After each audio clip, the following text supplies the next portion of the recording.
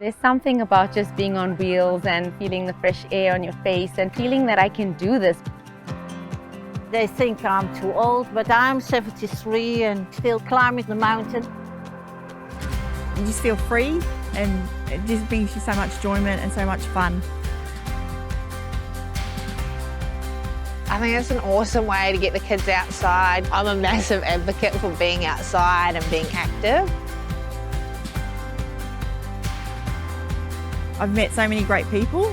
You call them a mountain boat family. Every time I'm on the bike and I ride myself to work, it's such a stress relief. It is something that I treasure. With all the rides, it's the destination and it's the scenery and it's a new location. You're exploring, and that's the best part about riding. Get out there and have some fun.